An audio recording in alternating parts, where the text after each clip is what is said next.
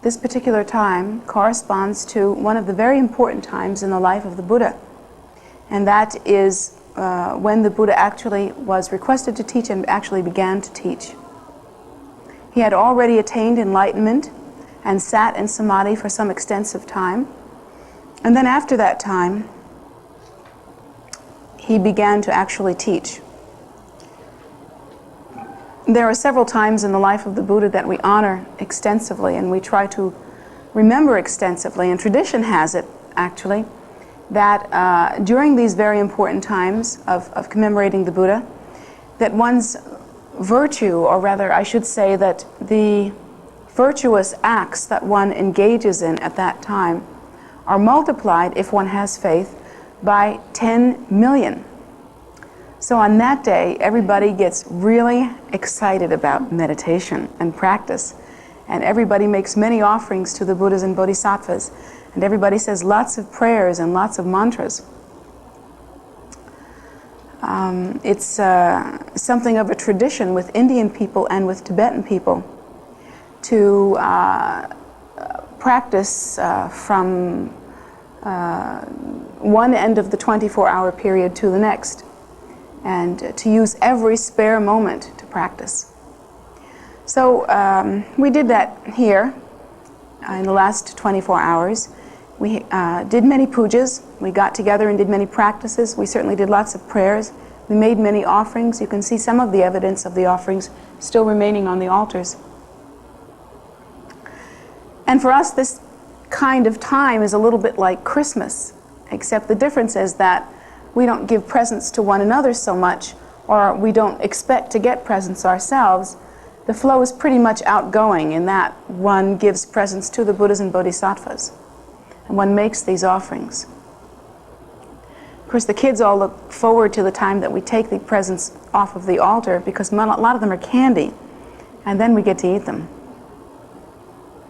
But this time is a time of celebration, and it's a time that also has profound meaning for us, because if there is a time that we feel has changed us deeply, if there is a time that we feel has brought us the most benefit of all the times one can name upon the face of the earth, for us at least, the bringing of the Buddhist teaching to the world, and the actual beginning of that teaching is that time. So it's a heartfelt rejoicing. It's one that has some celebration, but it's also that one that has a very personal, weighty, and profound significance. It means, to us, in a sense, it's like our birth, because we feel that in order to practice until one achieves supreme enlightenment, one must have a path that has produced results again and again, a path that is repeatable, a path that is visible, a path that is usable. And we feel that the Dharma is that path. And so for that reason, the path becomes to us like our mother. It gives birth to us and renews us again and again. And then at the time that we do achieve Buddhahood and are able to truly be of benefit to sentient beings because of that, the path will be thought of as our kind mother, as the womb from which we came.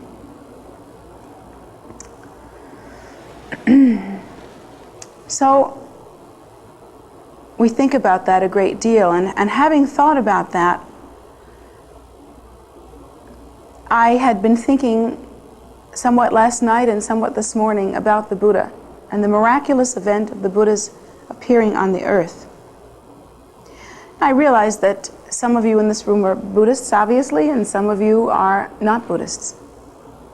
Yet we can all appreciate what a gift it must have been for someone to attain supreme realization on this earth and then be able to go forth from that time and actually teach a very exacting technology, one that can bring about the same result to other sentient beings.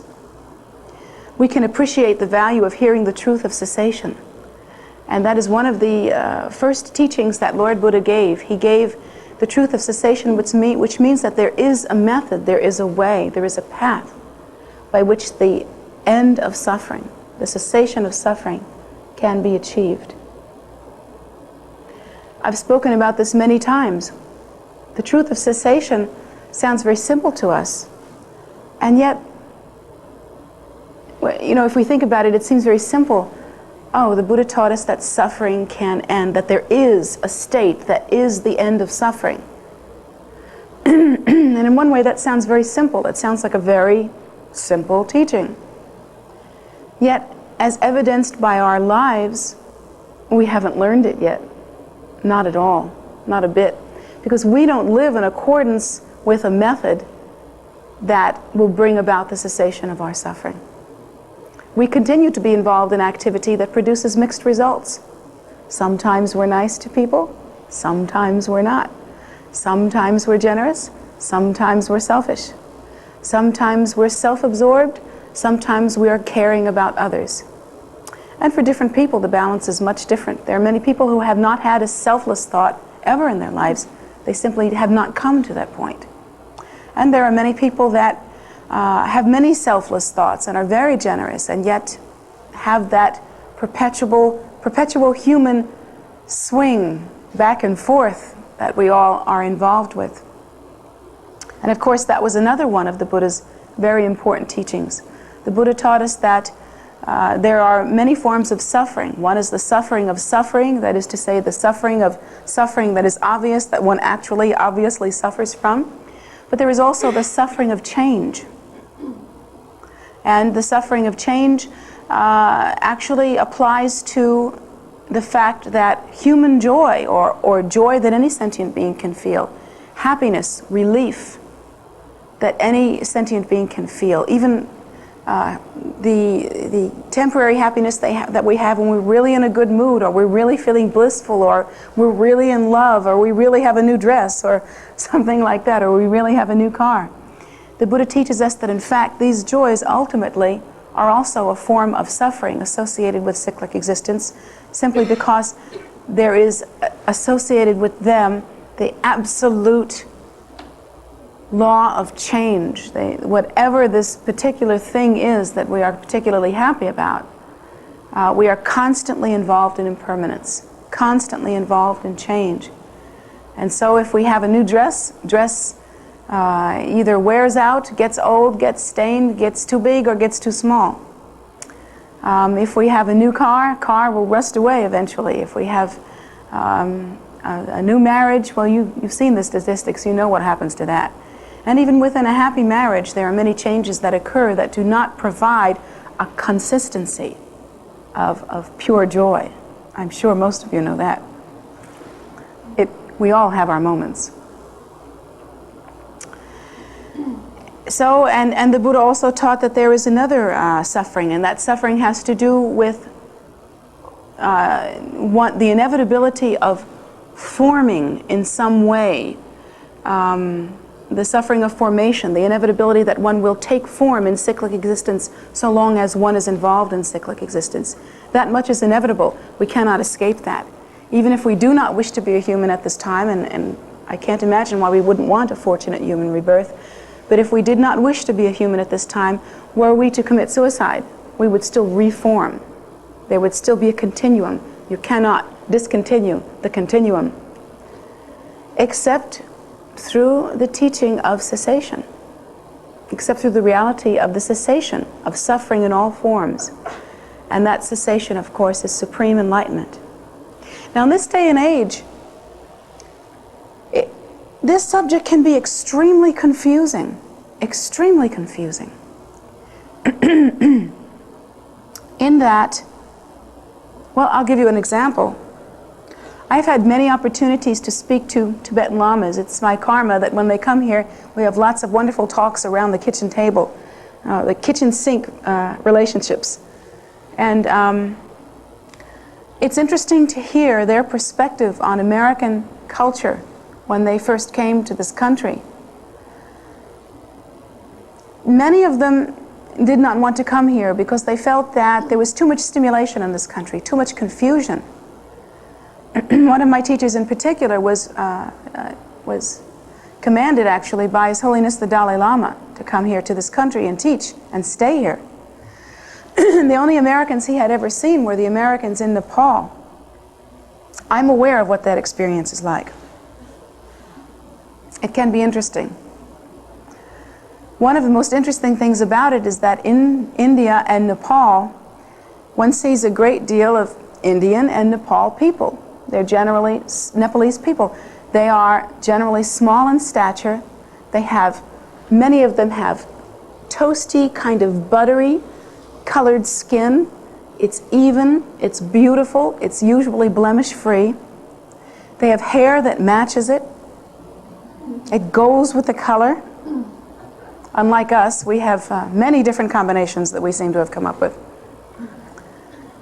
And they generally are spare. You know, they don't have a lot of edema.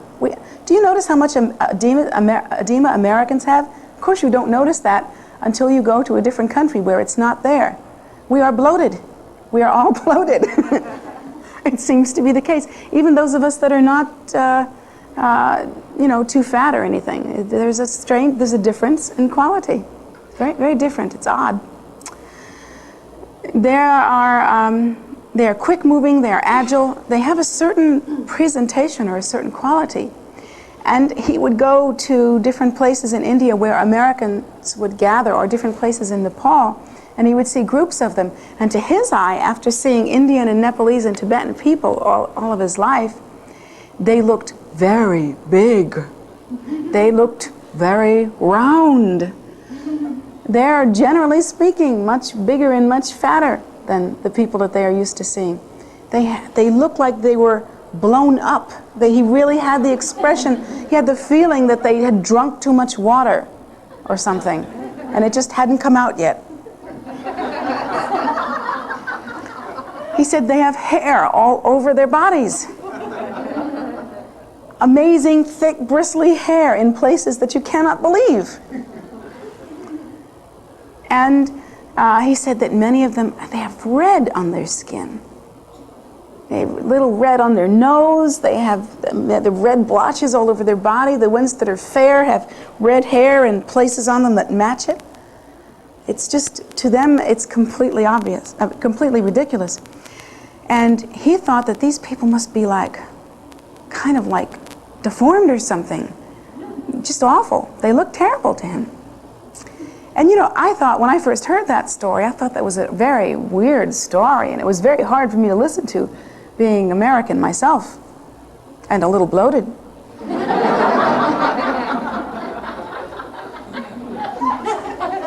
Makes you go on a salt-free diet immediately. So I just listened to that, and I thought, oh, that's very interesting. And then when I went to Nepal, I had been in India for a couple of months, and I'd been in Nepal for just about a couple of months, and I've been living with Tibetans.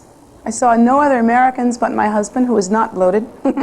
He's a very small man. And saw very few American people, and I was used to all this brown skin, and kind of had the idea that I was getting like that somehow, because I really didn't have a good-sized mirror to look into, and I just didn't get involved with that, and I thought I was getting like them. I was really happy about it, too. And then I went to a market in Nepal, and I saw a bus of Americans pull up. And I had began to have probably the equivalent of an anxiety attack, because I saw these people get off the bus. They lumbered off the bus. They didn't get off the bus, they lumbered off the bus. They were all red. When you've been seeing brown all this time, even the ones that don't look red now are all red. They do have hair in funny places. Many of them wear plaid. It's a very, very unusual scene. And I remember my husband and I both had culture shock, truly, after just a couple of months. Culture shock. Our jaws dropped. We looked at them, and we looked at each other and said, do we look like that? And I had heard rumors that when you come back to America, you will feel strange. And I did, in fact, feel strange for some time. Now I'm used to us again, and I'm used to me. I have a very large mirror in my bathroom, and it's all what it is, what to do.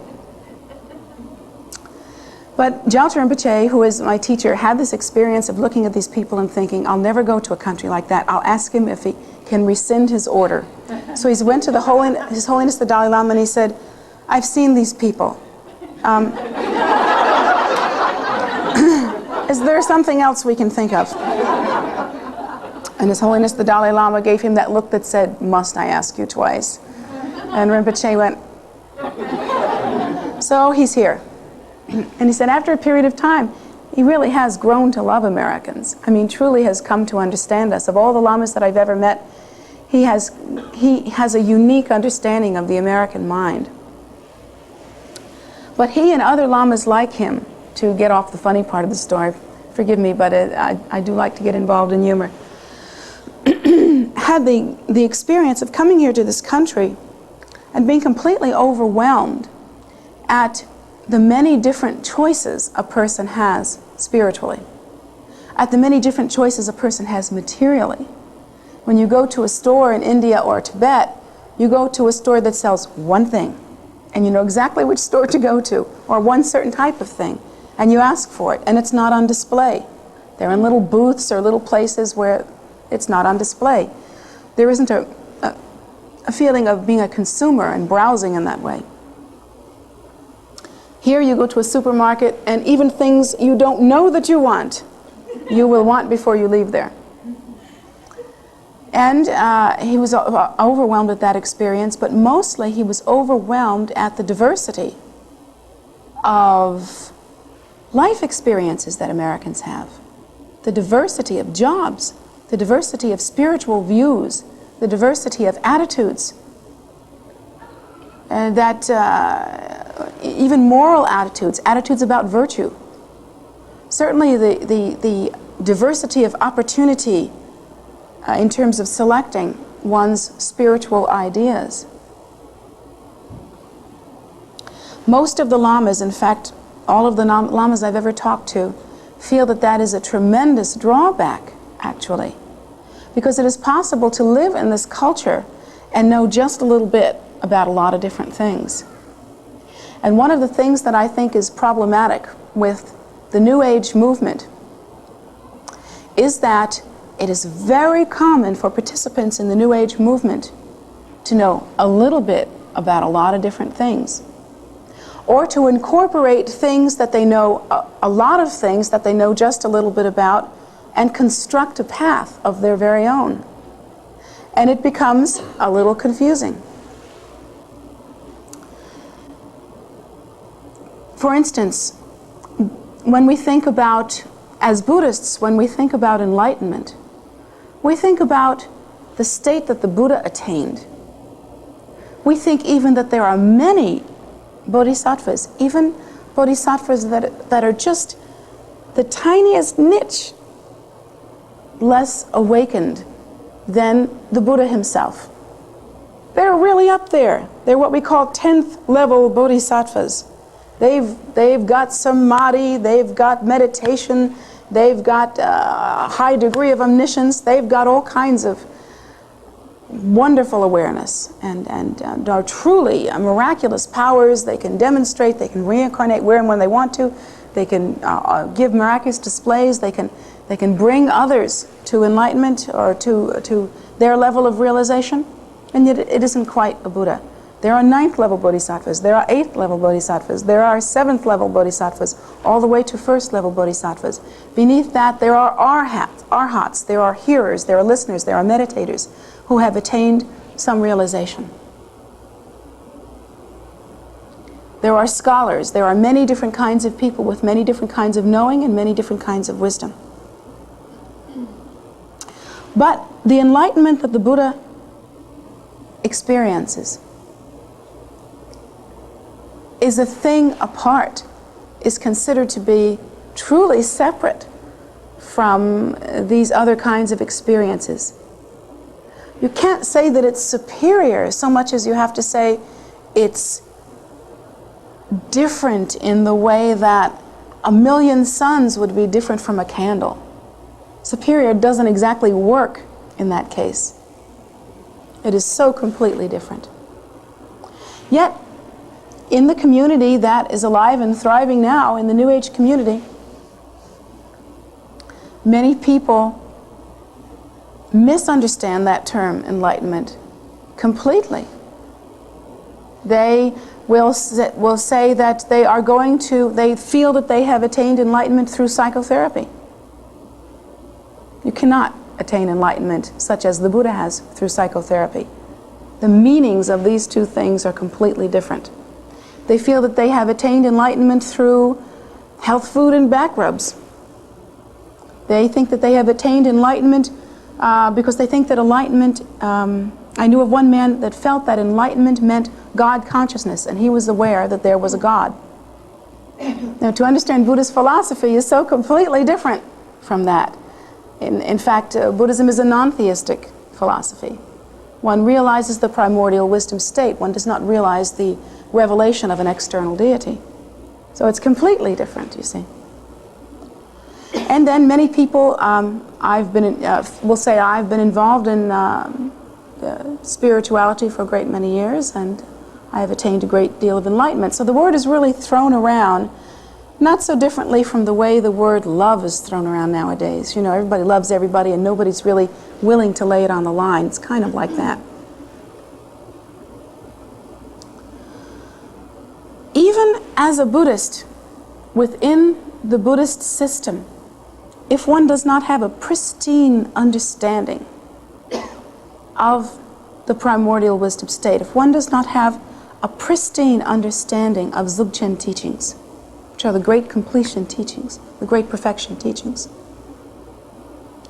one can still mistake, even as a Buddhist, the Buddha's state of enlightenment. There are many intermediate states that one can experience, and the Buddha was not satisfied with any of them. A term that is popular nowadays, and that even some Buddhist scholars and even Buddhist practitioners think is the same as enlightenment, is something akin to cosmic consciousness, where one experiences one's oneness with the universe, experiences that one is one with the universe, and that there is one reality in that state. And we think that that is enlightenment. But actually, according to the teaching, the Buddha experienced that experience. He actually went to a yogi who taught him that very experience and taught him how to meditate one-pointedly until he attained cosmic consciousness. And he came back from that experience, and things were the same. There was still old age, sickness, and death. He had not attained the state beyond suffering. And this was Lord Buddha, before he actually attained Buddha in this lifetime, when he was just maybe a hair away from it. You see? And he went back to his teacher and said, basically, is that all you can offer me? And the teacher said, yes, as far as I'm concerned, that's all there is. So later, many years later, they made a song about that. Is that all there is? Anyway. So the Buddha was very disheartened with that, and he went to several yogis that taught him one-pointed concentration, that taught him a certain kind of samadhi in which one's mind becomes blissful through a very relaxed kind of concentration. He was taught a particular kind of mental concentration that brought a kind of peacefulness or peaceful abiding, a calmness and a centeredness and a harmoniousness. There are many different practices that he engaged in that he was taught under the tutelage of yogis at the time in India. And he came back from each one knowing instinctively that that was not the state synonymous with the cessation of suffering, that there was more. Came back from each one knowing that. So he accomplished all of these different levels, and then he went and by himself, and he thought what to do, and he thought, well, perhaps I will practice austerities. He couldn't think what else to do. And so he practiced austerities for, I think, 6 years. That sounds right to me, 6 years. and practiced them very severely to the point where there was no meat left on him. He was really skin and bones and had rags on him, just tatters, just barely covering him for the sake of modesty, and would fast tremendously, and went through that experience, and after that experience took account of it and discovered for himself that he had not passed beyond suffering, that this was not it. There was no one else that he could go to. At that time, there was no one in all of India and everywhere that he traveled that could teach him the cessation of suffering, that state that is the cessation of suffering. There was no method by which one could attain the state of the cessation of suffering. Again, I have to reiterate, there are many methods, and there were many methods by which one could attain different levels of meditational prowess. Even certain kinds of meditational ability in which one could display miraculous signs. These yogis could display miraculous signs. I mean, signs that are quite remarkable to look at, such as levitation, such as changing one's body, such as moving phenomena around in a way that is inexplicable. And so he practiced in that way, practiced all of those things and found that it wasn't enough. He practiced austerities and found that that was not enough, and there was nothing left. There was no one left that he could go to. So he decided that he would go and sit under a tree, and he would sit under that tree until he attained enlightenment. And he wasn't going to move until he attained enlightenment. At that time, obviously, the tremendous virtue of all of his sincere practice, as well as the pristine clarity and tremendous value of his realization to that point,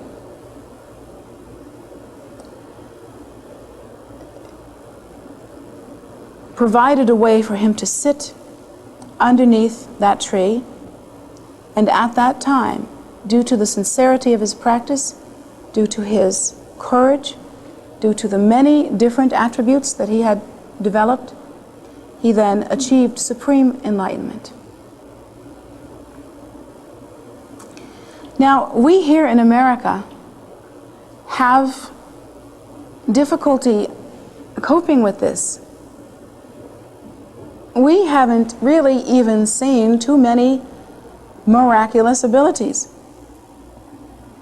Really, we have seen so little of that kind of thing that if we saw one of those yogis that taught the Buddha walk in here and maybe raise the dead, any of you dead? Well, wait, let's change that. Okay, heal the sick. I don't know. Turn silk flowers into real flowers. Make gold dust appear from the air. Turn our skin brown.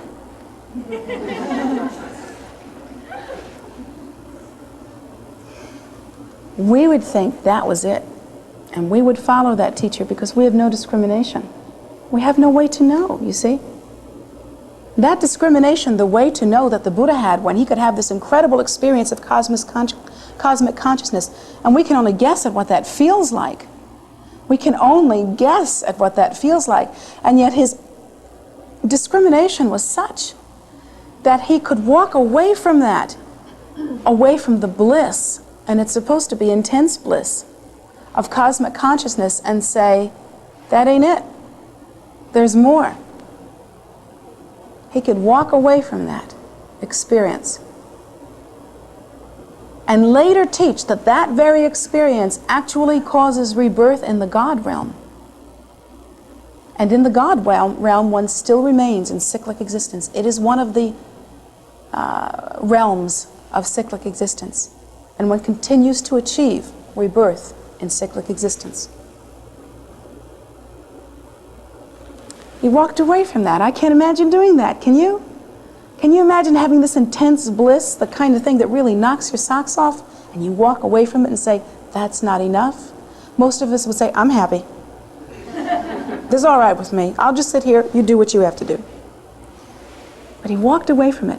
That kind of discrimination we really don't have. And how does one have that discrimination? Well, of course, one has that discrimination the way Lord Buddha developed that discrimination, through intense practice, really, through intensely virtuous activity, through continuing courageously without stopping, without ever stopping, and living only to accomplish enlightenment, and working that way. Really, none of us have come to that point. In this day and age, it is the rare human being who is able to practice with that kind of fervor and intensity. So we are taught then, in lieu of that, then we should rely on the information that we have from, the path that we receive from, and the example that we learn from one who has developed that discrimination. So we learn to rely on the Buddha until we come to the point where our discrimination has increased or has developed in such a way that we too can walk away from cosmic consciousness. We're still having trouble walking away from psychological insight. Yeah, it's true. We're happy with that. When we have a good day, we think it's great. We still have trouble walking away from a good meditation. The Buddha teaches us not to be into self-cherishing. The Buddha teaches us not to be into grasping. And the moment we have a good meditation with any kind of thing that's even close to any kind of blissfulness, or any kind of highness, or any kind of not badness, we cling to this meditation like it's a lifeboat, and we hold on to it because it's mine, and I have it, and I did it. Once I had a good one. And we cling to that, even though the Buddha tells us clearly that that self-cherishing will only increase our desire, increase our affliction with samsara. It'll only increase our ego. So we take great pride in ourselves, and we do exactly what the Buddha taught us not to do. How like us? We have trouble walking away from leaders who teach us that the point is simply to have ordinary human happiness. We have trouble walking away from experiences that give us temporary gratification. We have trouble even truly 100% choosing a spiritual life. We keep going back into the kinds of temporary gratification that are always impermanent and never last, and have not, after aeons of revolution in cyclic existence, till this moment, and I'm talking aeons, long time, have not ever, so far, ever made us lastingly happy. And even when the track record is absolutely zero, we still do not have the discrimination to walk away. How is that possible? That we have this unbelievable lack of discrimination, and yet the Buddha himself was able to walk away from states of bliss that are as yet unimaginable to us. We Americans do have a particularly difficult problem. We're too smart. My root guru, His Holiness Pemenoba Rinpoche, who was the head of this lineage, was once with me. We were driving in a car, and we told him about something that we saw on a television show. It was, I think it was A Current Affair, that show that comes on in the evenings. And on that show, there was once a segment about people that live in the Appalachian Mountains, and they're snake dancers. They're Christians, and they're snake dancers. They hold poisonous snakes, and in their rapture, in their Christian rapture, and believing in God and having absolute faith in God, based on Bible scripture that says, I think you'll walk with snakes and the snakes won't bite you if you believe, and something like that. I really am not the one to quote Christian Bible scriptures. But anyway, and then you can drink poison and it won't hurt you, that kind of thing. So they dance around with these snakes and they do this, sort of hillbilly clogging thing, and they sweat and get all rapturous, and they look like they are having a better time than you are right now here in this Buddhist temple. And they don't get bitten too often. And they don't get bitten too often, but when they get bitten, they feel that they will not die or be harmed. And there are some that have been bitten, and in fact they have not died. They have gotten sick perhaps, but they have not died. And there are others that drink liquid strychnine. I mean, you really saw it, and they really tested what they were drinking. They drink strychnine, and they sweat and look gray for a while, but they don't die. You and I would probably die. But because of their faith, they are able to do these things, and it's quite miraculous. I think that they only had one death in so many years, and it was a younger person probably who had not really had the ability to be integrated into this experience. And I asked His Holiness about that. I said, well, these people aren't Buddhist. What do you say about that? This is, I think, miraculous. I think it's pretty amazing. And he said, basically, there are three kinds of positions that spiritual people can be in. They can be, and these people were not educated at all. They really, you could tell from their language, and they admitted to not being educated at all. But they knew their Bible backwards and frontwards, and they accepted it completely verbatim on faith. And so my teacher said, basically, there are three kinds of different experience that one can have. One can be completely ignorant, completely unknowing of philosophy, and take the teaching and develop a fervor or a fire of faith. And you can also do that with Buddhist teaching. It isn't unique. It isn't a uniquely Christian experience. There are many Buddhists who have had the same kind of experience. They take a particular teaching. They're uneducated. They can't even read, but they hear the teaching and they think, oh, the Lama has told me this teaching, or the minister has told me this teaching, or I've read it in the Bible, must be true. And they hold to that, and it's with a fire, it's a tremendous fire of faith. And these people can actually attain a high degree of realization in that way. Perhaps not what the Buddha calls supreme enlightenment, and certainly not that, but a high degree of ability, a high degree of spiritual realization that way. And he said, then there are others, actually, who can be on the other side of the spectrum, who are extremely well educated, who cultivate their understanding from almost the time of birth, as you find in the monasteries. They study philosophy from the time they're 5 or 6 years old. They learn the Buddhist teaching backwards and frontwards. And there are many Christian mystics also who are extremely educated and extremely aware of all the intellectual facets of Christianity. And if they are practicing a path that is a true path and that is logical and reasonable and actually works and is bulletproof, kind of, then, or whole, or what do you call them?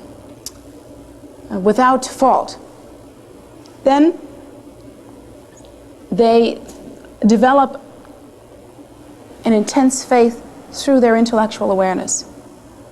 They can develop an intensity of faith, but these people have to be so well educated that the mind that has the consciousness of loopholes cannot deny that all loopholes have been explored and there is nothing but truth there, you see. They have to be absolutely in tune with this. And it has to be 100%. That's also a very difficult path. Then there are the ones in the middle. And he laughed and he said, I think Americans are in the middle. He said, Americans are a little too smart and a little too dumb.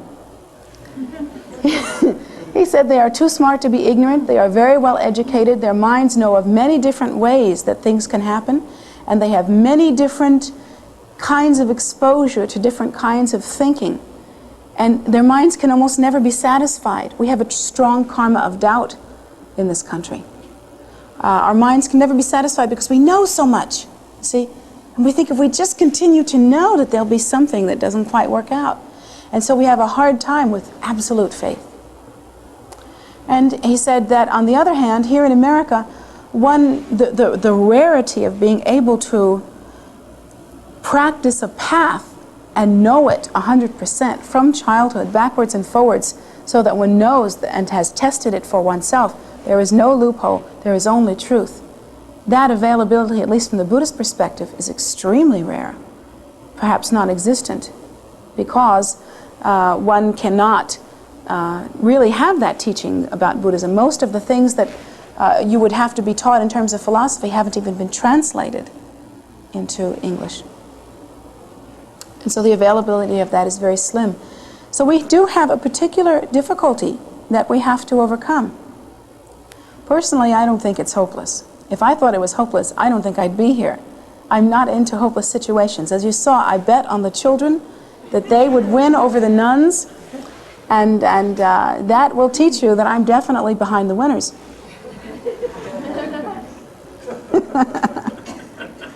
They're going to throw eggs at me, you watch. You have to edit this part out.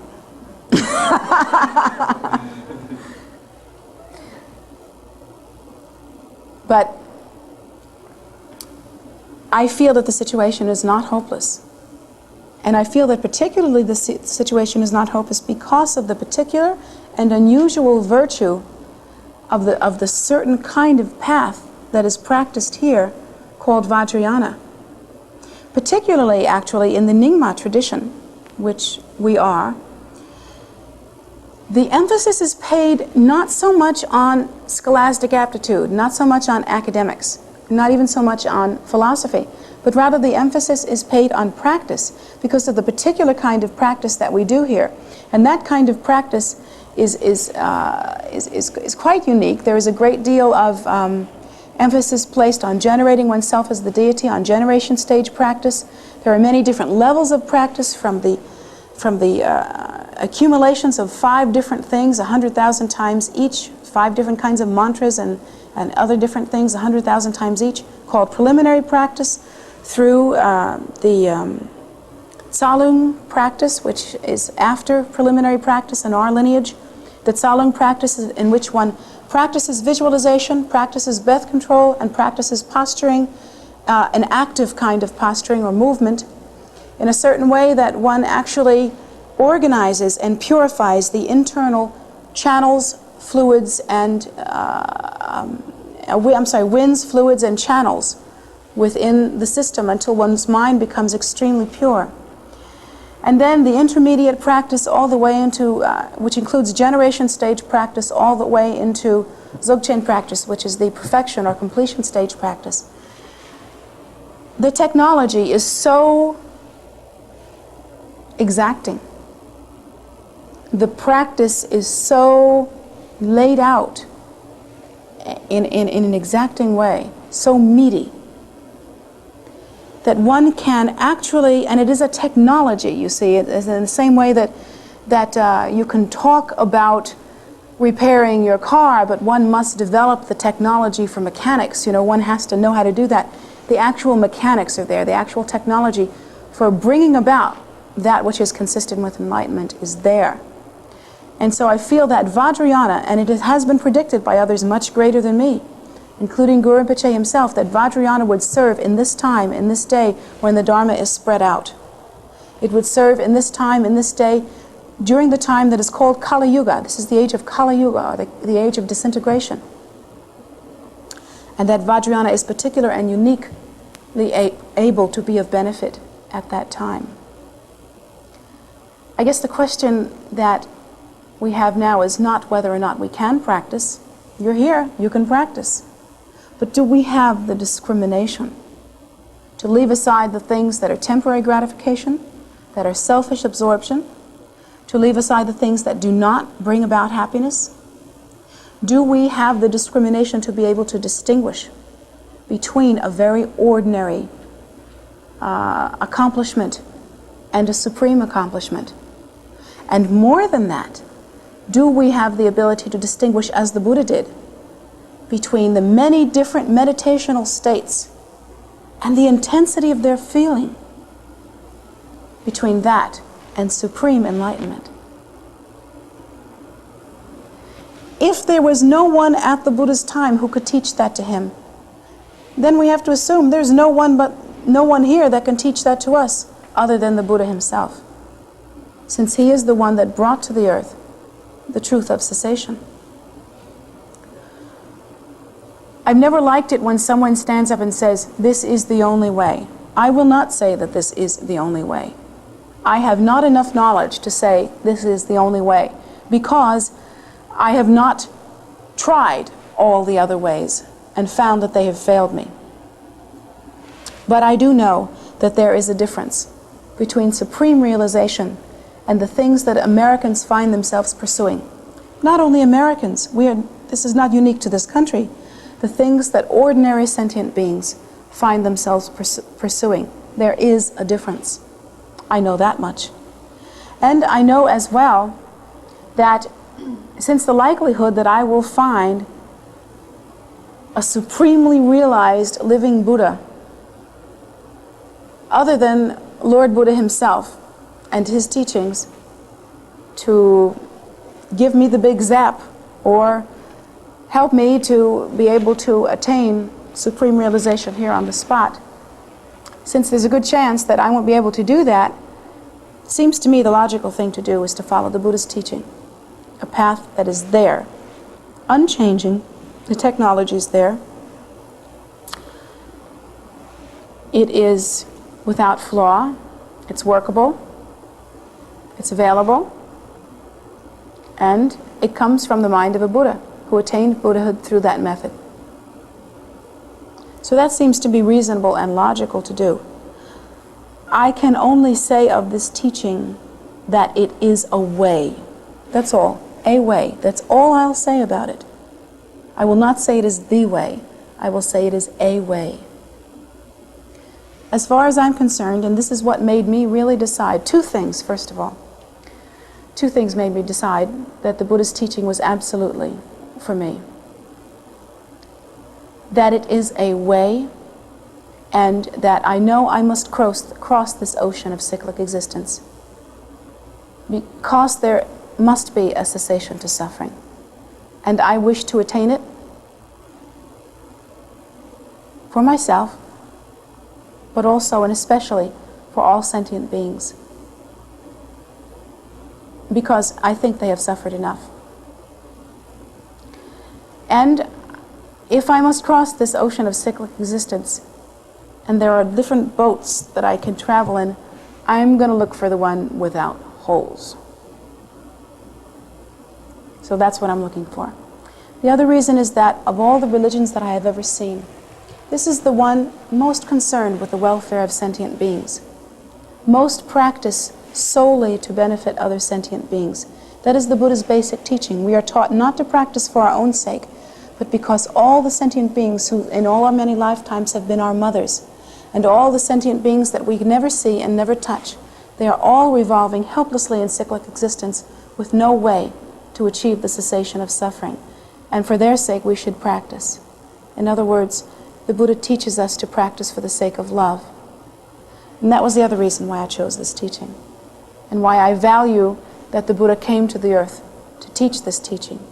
It is of all the things I have ever seen about love. And that's important to me. So, then I'm sharing with you my stories and my methods, and we laughed a little bit today, but I hope you learned something about discrimination. And I hope you can walk away with that and use it within the context of the rest of your life. If you don't use it, it's not so helpful. If you do use it, then we've accomplished something.